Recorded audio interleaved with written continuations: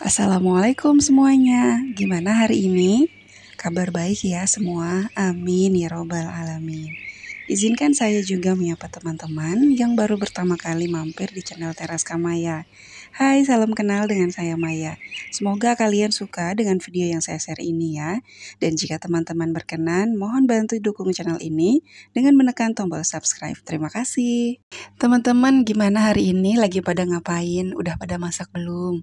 Kalau saya mania hari ini tuh mau masak ikan tongkol dicabain aja. Sambelnya kebetulan udah bikin kemarin, jadi nanti tinggal dicemplang-cemplung aja deh.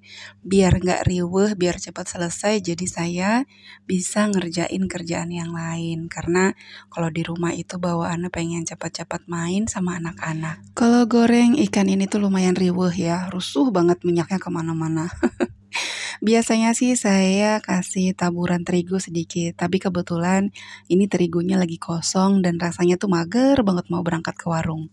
Jadi rencananya setelah selesai masak ini, saya mau coba decluttering lagi baju si AA dan juga kalau sempat mainannya. Karena kayaknya lumayan masih banyak ya, masih sering awur-awuran juga di rumah. Saya pikir kayaknya ini masih kebanyakan deh, masih ada yang bisa di decluttering lagi. Nah untuk teman-teman yang sama seperti saya mungkin sedang mencoba memulai gaya hidup minimalis, mungkin udah nggak ya asing lagi ya dengan istilah decluttering.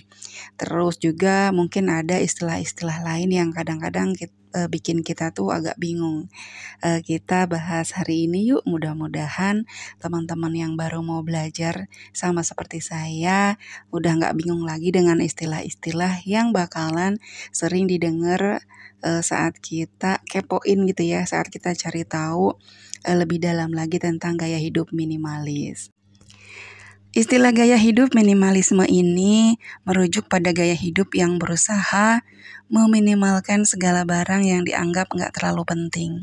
Jadi biasanya orang-orang yang menganut gaya hidup minimalis ini kita bisa lihat dari perabotan rumahnya.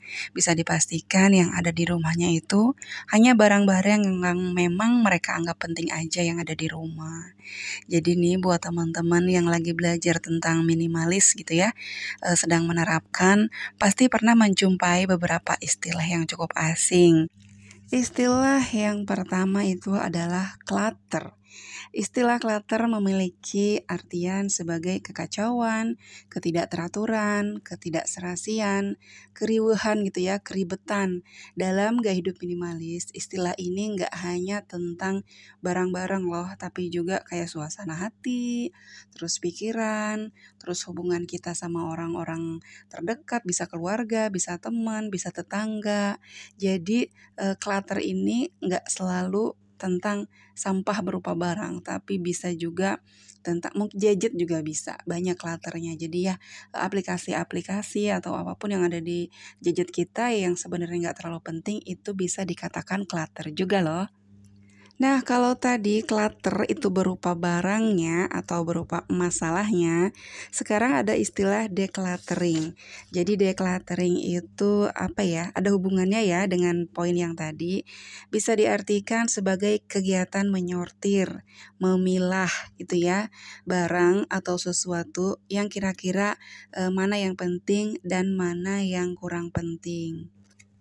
Kalau dari pengalaman saya sih decluttering ini lumayan apa ya, banyak dramanya ya karena decluttering itu nggak yang semudah yang kita bayangkan main tinggal buang gitu, enggak teman-teman. Ada memang barang-barang yang ada sejarahnya, ada historicalnya ya, yang kadang-kadang kalau mau kita buang itu maju mundur, aduh buang nggak ya, aduh tapi sayang, ini buang nggak ya, aduh tapi nanti takut butuh, masa harus beli lagi, kira-kira ini buang apa enggak ya, aduh tapi sayang banget nih belinya jauh, pokoknya dramanya banyak banget. Enggak kalah penting, istilah lain adalah less is more. Less is more ini mungkin punya makna bahwa dengan memiliki lebih sedikit, kita itu bisa menciptakan sesuatu yang lebih bernilai. Jadi boleh dibilang lebih sedikit, lebih baik gitu ya. Misalnya nih ketika barang-barang yang ada di rumah kita sedikit, waktu untuk bebersih, untuk beberes gitu akan lebih singkat. Jadi kita punya waktu lebih untuk melakukan hal lain seperti hobi kita atau mungkin pekerjaan lain yang sebenarnya memang urgent untuk kita kerjakan. Istilah berikutnya adalah distraksi. Nah, apalagi ini distraksi ya? Distraksi itu boleh diartikan seperti apa ya?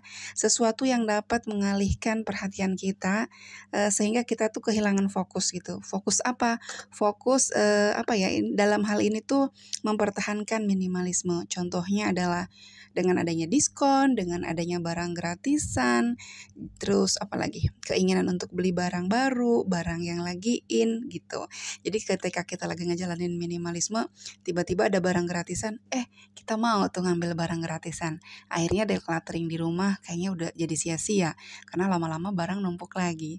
Atau kita lagi jalan-jalan, lagi belanja bulanan, tiba-tiba banyak diskonan nih di akhir pekan gitu ya, apalagi di akhir bulan. Terus kita beli deh tuh segala macam karena diskon. Akhirnya barang-barang di rumah numpuk lagi. Selain itu ada juga istilah zero waste living. Jadi sesuai namanya nih, istilah ini tuh punya arti apa ya, untuk meminimalkan gitu ya sebisa mungkin gitu produksi sampah dalam kegiatan sehari-hari. Jadi gaya hidup minimalis ini nggak hanya tentang membatasi penggunaan barang, tapi juga membatasi produksi sampah. Tentu aja prinsip ini sejalan dengan gerakan ramah lingkungan. Emang kalau kita menjalankan gaya hidup minimalis bisa ngaruh ya ke meminimalkan produksi sampah juga? Insya Allah sih bisa. Kalau yang saya rasakan contoh kecil aja nih ya, plastik sampah. Dulu teman-teman saya itu untuk buang sampah aja sampai beli plastik baru gitu ya dari pasar. Jadi sehari itu bisa beli 1 pak. Harganya mungkin nggak seberapa ya, cuma sekitar 20 sampai 25 ribu rupiah. Tapi setelah saya pikir-pikir kali setahun berapa ya itu uangnya, kayaknya lumayan ya kalau dibeliin sesuatu yang apa lebih berguna.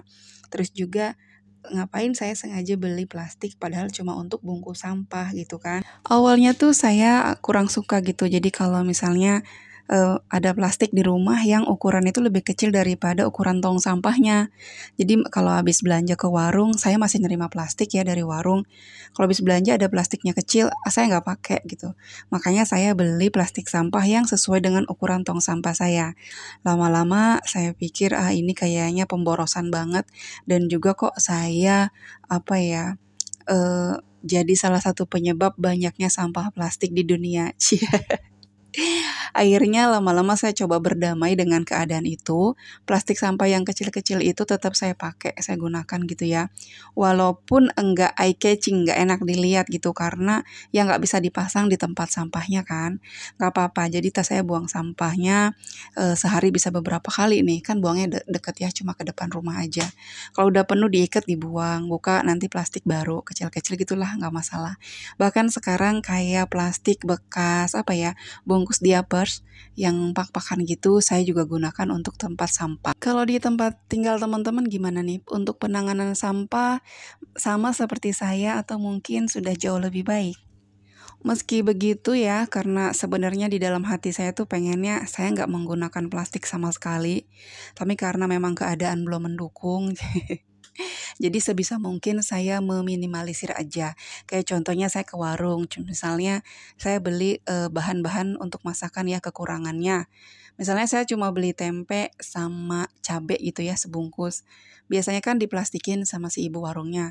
Saya bilang, udah nggak usah diplastikin, udah saya tenteng aja itu tempe sama si cabenya. Kecuali saya memang belanja banyak dan nggak memungkinkan untuk saya peluk itu belanjaan. Baru saya mengiyakan untuk dibawakan plastik. Nah, itu dia tadi beberapa istilah yang mungkin akan sering kita temui ketika kita cari tahu apa sih itu gaya hidup minimalis. Untuk teman-teman yang mungkin kira-kira ada nih yang kurang yang belum disebutkan sama saya, boleh dong silahkan komen di kolom komentar. Terima kasih. Nah, sudah di akhir video, saya ucapkan terima kasih ya untuk teman-teman yang sudah berkenan untuk nonton video ini sampai selesai. Jangan lupa like, komen, dan subscribe-nya bagi yang belum. Saya pamit undur diri. Assalamualaikum warahmatullahi wabarakatuh.